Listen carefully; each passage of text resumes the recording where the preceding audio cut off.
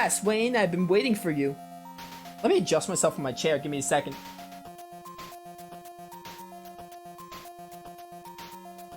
Yeah, that's much better. Alright. You are already quite skilled swordsman, but in order to survive, you need the basics. Do I really, though? I mean, I actually do, because this is not like Cold Steel 2 where everything is exactly the same. You should remaster your fighting skills here again. The dungeon is to the right. Follow me. Alright, let's go. But yeah, this is, by the way, this is a 100% playthrough. We're gonna do everything in the game. I talked about it. There's not too many side quests, but there definitely is. The Egg Dragon does return, so we're definitely gonna fight the Egg Dragon. And, there's other side quests to do, so we'll do everything in the game. Same thing with the Ancient Cave, though. We're gonna do that separately as a playthrough. We're not going straight to the Ancient Cave after this. I think what's gonna happen as far as Lufia is concerned, I don't plan to play Ruins of Lore because it's so awful. I also don't plan to play Curse of the Sinistrals at this point. So, after Lufia 3, we'll go to Ancient Cave in Lufia 2, and then Ancient Cave in Lufia 3. And anything from then on will all depend. That's why I'm playing Lufia 3 right now, by the way. Now get ready. Before entering, I'll teach you the most basic rule. All dungeons and towers change each time you enter them. It's useless to try and remember the map, also known as randomly generated dungeons. This is the greatest mystery of the Southland dungeons. Now, let us enter. Follow me. By the way, yeah, so he basically said that we're gonna see in a minute. Yo, chest. Got a wake ring. But the game can be seen fine. I want to make sure my overlay is perfect. What's up? Enemies are visible inside dungeons. Coming in contact with them will start a battle. Ah, JRPG. Wouldn't be a JRPG without that. Do not be worried. Dungeon enemies do not move unless you do. Proceed carefully, you'll be able to avoid battles that are unnecessary. Well, now I'll teach you the most important thing in a battle. Positions. Oh, positions. Normally in RPGs, this doesn't matter. Okay, this is very interesting, chat, so I'm going to explain how this combat works. We're not going to be able to take full effect into it because we only have 2 party members, but I'll talk about why I love it. Listen, there's a display like this at the bottom, right corner of the battle screen. This shows your members' positions. Alright. As you see, 3x3, meaning up to 9 members can join the battle. Wild, I know. You only have 2 members now, so it's like this. Yeah, we got Wayne in the front and Cena in the other front. Only 3 members out of 9 can fight in one turn. This is very important. You can choose only 1 member per vertical line. Once you get more members, it will look like this. To begin with, look at the left line.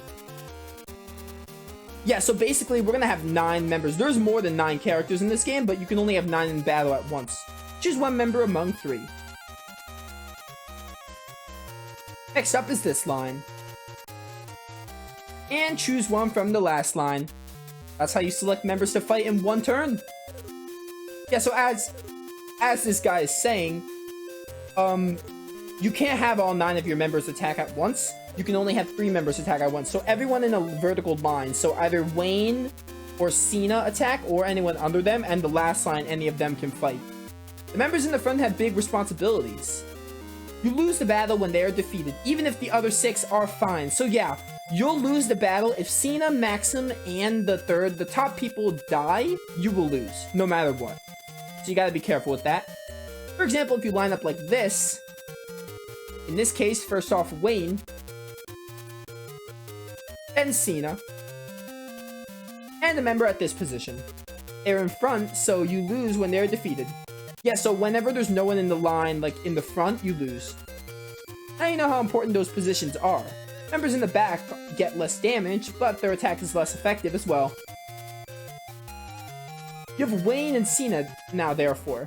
If you get into a battle like this, you lose when Wayne is defeated. Yeah, so pretty simplistic. What? No need to worry because you wouldn't line them up like that. Yeah, I would never do that. That'd be like suicide. Wayne, do not underestimate your enemies. For instance, your normal position is like this. If you get a surprise attack from the side, your positions will be... Yeah, they're gonna switch them up, basically. Like this. Very dangerous. Getting attacked from the side or from behind is very dangerous. Well, do you now understand how important the positions are? You can change positions of the members in position menu. Got it, got it. You can also change position temporarily in a battle. There's an enemy downstairs. If you win down the stairs, stairs will appear. He's weak, but stay on guard. I never stay on guard. I don't know why I went back. That was an accident. But yeah, basically, I will show you guys in the right now. Position menu. So we have only 2 characters, so we can only make use of this. We're going to keep it like this for now. As we get more characters, we'll obviously change it. Lufia 3 is definitely the most innovative of the games when it comes to combat. And as you can see, enemy encounters work the same as 2, except there are no puzzles in this game. Lufia 2 was heavy on the puzzle use. This game relies on randomly generated dungeons, which, I don't know, I like the puzzles of Lufia 2, so it's kind of a downside, but you know, it's a trade-off I'm fine with. This game does so many other things right. Oops. We'll do flash on this, jelly.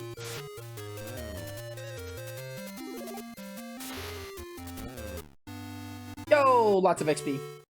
I'll get into what LP is in a minute, because LP is something. Ba ba ba ba ba ba bum. Yo, Goddess Tear. Goddess Tear is a very good item we'll keep in mind. Sorry, I was looking at text.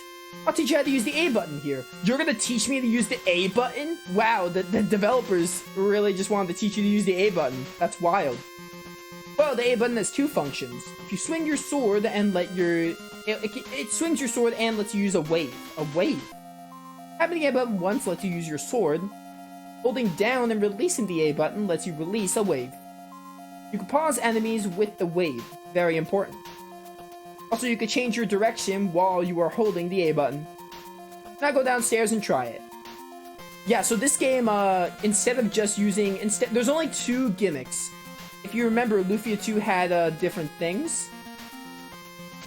If you remember, Lufia 2 had 2 things about it. It was using, like, you could use, like, grappling hook, fire arrows. This game, it's only the sword, or you could hold it, use a wave, and what that does is it stuns the enemies. See, you can actually stun the enemy.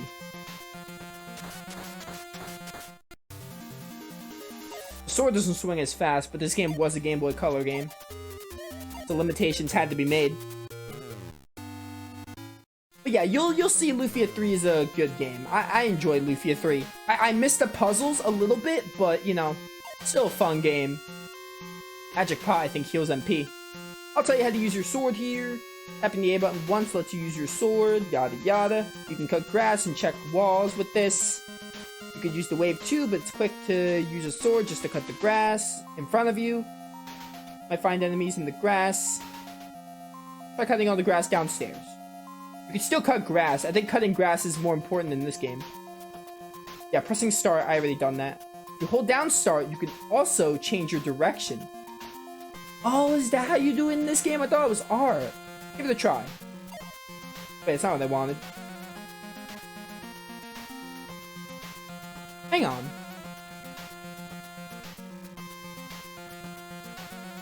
Oh yeah, that's wild.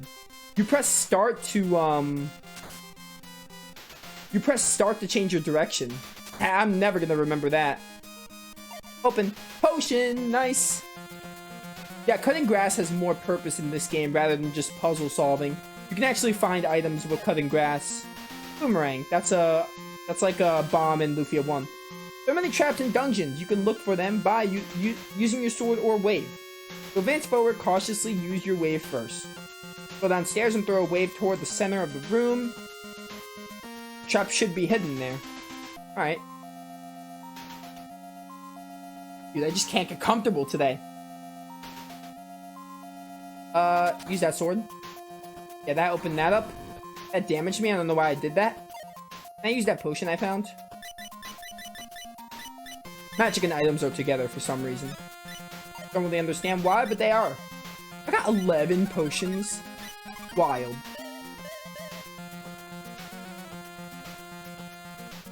But yeah, Lufia 3 will probably stream this game every Thursday, by the way. So this game will be on Thursdays, most likely. It's not a super long game, but it's definitely not quick by any means. Not going to be done like 20 hours, maybe 20 to 30 hours if I had to guess. Especially because I know what I'm doing. It's not like 10 to 15 hours or anything. Definitely not that quick. Pretty long for a Game Boy Color game, though. If you go down, it'll look like a dead end. Oh, this is also important. But it's not. There are hidden doors in the dungeons. Use your sword or the wave on the wall. You'll find hidden doors. There are hidden doors also in passageways. They're generally at a dead end. Do not hesitate to hit suspicious walls with a wave. The wall downstairs with vines seems a little suspicious. Yeah, so when you're doing dungeons, you're also going to want to be aware of these. You can actually find different passageways, which is kind of cool. And in these passageways, you'll either find the stairs or you'll find a chest. You can also find treasure chests like that. Got a miracle, nice. We all remember miracles from when we played Lufia 2. You did perfectly, Wayne. You are great. I'll teach you a skill that is useful when searching in dungeons. That is the B button. You could dash by pressing the B button. Wild. It's not like I've been doing it this whole time. You can use this in towns, but not out in the field.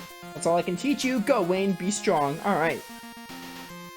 Yeah, this game gets going really quick. Once we're done with that tutorial, I believe we just head to Doom Island.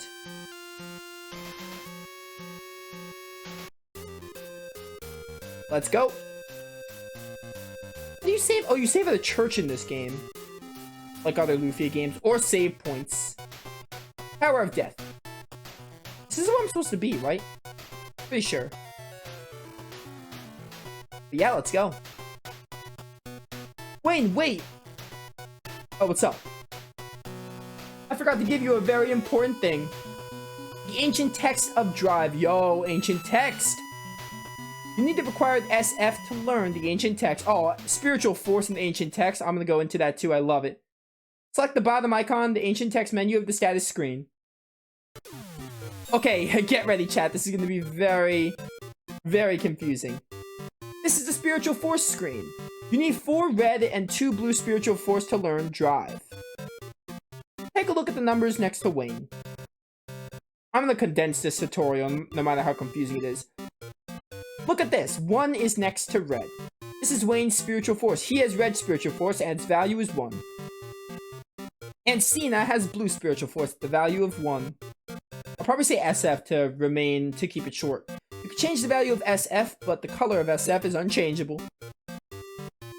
Now look at this. This is the total value of SF that Wayne is getting.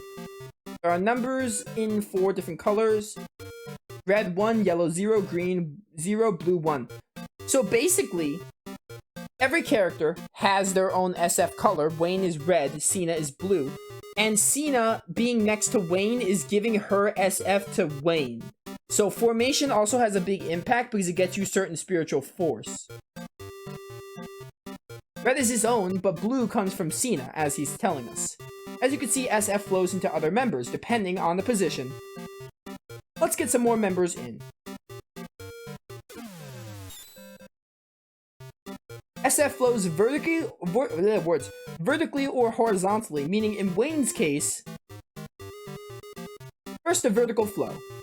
Yeah, so as you can see, that's how that works. This is the influence from the members in the vertical line.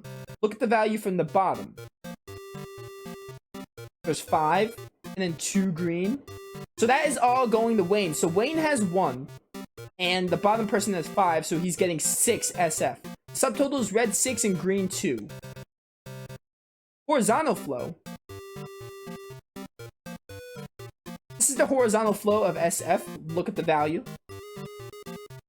There's 2 yellow, 1 blue.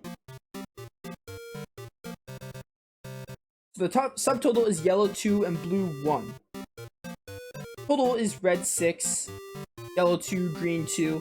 This can get very convoluted if you have a lot of party members, but all you need to know is that positions influence the SF flow. This is the total SF flows in Wayne. Now remember ancient text I gave you. You need 4 red, 0 yellow, 0 green, and 1 blue SF. We can get Drive then. Learn Drive. Wayne has these requirements fulfilled. So we can learn Drive now. Once you learn an IP skill, you will never forget it even if you change positions. Yeah, so you just have to have them in a certain position to learn the text. But then you could change your position no matter what, you'll still have the text. But if you don't have the amount of SF that you use to learn the IP, it will take more IP value to use it. Therefore, positioning is very important. Another example, a member is in the middle, gets SF. Wild. Pay attention, this is really hard to keep follow. Never mind, it's just a T-cross. So the middle person gets the SF of basically the people it's next to. This is how SF flows into a member in the middle. Alright. Did you get a grasp on the SF and positioning? Then I'll show you how to raise the SF. Select SF in the ancient text menu of the status. Choose a member and use LP to raise their SF. So yeah, LP is for SF. Raise the SF or change positions and study as much ancient text as you can. Go, Wayne, the adventure is waiting for you. Found the ancient text drive, nice. So yeah, very interesting. I agree, yeah, it's a very interesting system. It's part of the reason why I love this game so much. It does a lot of, like, neat innovations of certain mechanics. I honestly, like, part of me wants to say this game is my favorite Lufia, but I still love Lufia 2. They're both great. Lufia 2, if a Lufia game had this game's mechanics expanded upon and the puzzles, that'd be a dream Lufia game. This game doesn't have the puzzles. So yeah, as you can see, LP, we can raise Wayne and Cena's LP. With SF with LP. So we're gonna be doing that. Just a bit. Can I learn drive or did I learn it? I didn't learn it. Do it now. Yeah, there we go. So yeah, ancient text is found in dungeons. We'll be trying to look for every single ancient text. There we go. Get that good old save. Alright, let's start exploring Tower of Doom. Oh, hey. You just ran into me. Alright, tutorial land is done, so now we can get into some battles. Oh, beautiful. So yeah, instead of the IP gauge has been like changed heavily. It's still similar to Lufia 2, where if you take damage, you get IP built up. The only difference with IP is they're not linked to equipment anymore. You just learn them and have them permanently, which is a better change. Fight me. Love it. I'm too good. Honestly, when there's one jelly, no point in using magic. We're gonna want to conserve our MP a bit.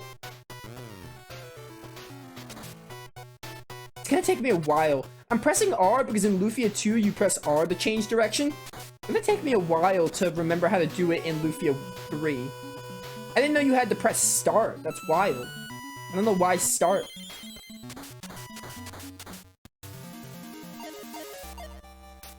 Yeah, these battles are going to be easy until we get to some new enemies. We're definitely going to want to stay as leveled as we can, though, because the game is going to easily... Not necessarily, like, difficulty spike, but if we don't battle much, it's going to easily crawl upon us. Any enemy there? There was an enemy there. Do this chest first. I also think the wave lasts longer than the arrow from Lufia 2. Yo, preemptive strike. Yeah, there's like little point in using her magic on these jellies. They die from her regular attack. I mean, they don't, but like Maxim's here.